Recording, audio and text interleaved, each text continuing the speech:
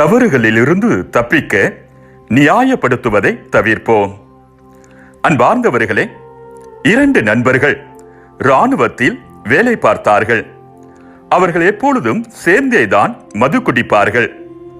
திடீரென்று ஒரு நாள் அவர்களில் ஒருவனை இடமாற்றம் செய்துவிட்டார்கள்.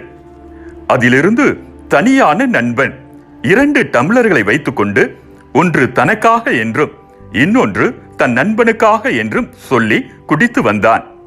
ஒரு நாள் ஒரே ஒரு டம்ளர் மட்டும் வைத்து குடித்துக் கொண்டிருந்தான்.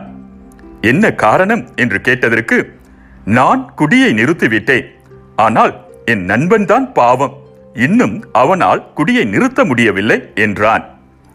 அன்பார்ந்தவர்களே, நீங்கள் உங்களை மக்கள் முன் நேர்மையாளராக காட்டிக்கொள்கிறீர்கள். கடவுள் உங்கள் உள்ளங்களை அறிவார். நீங்கள் உங்களை மக்கள் முன் உயர்ந்தவர்களாக காட்டிக்கொள்வது கடவுள் பார்வையில் அருவருப்பாகும். லூக்கா நற்செய்தி 16ஆம் அதிகாரம் 15வது இறைவசனம். எதையும் நியாயப்படுத்தும் பழக்கம் உள்ளவர்கள் தாம் தோற்பதோடு அடுத்தவரையும் வெற்றியடையாமல் செய்து விடுகிறார்கள். தெரிந்தே தவறு செய்கிறவர்கள் தங்களது தவறுகளை நியாயப்படுத்த பல பதில்களை வைத்திருப்பார்கள்.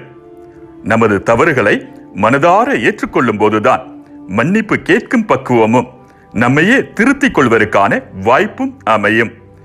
மீண்டும் மற்றொரு சிந்தனையோடு உங்களை சந்திக்கும் வரை விடை பெறுகிறேன்.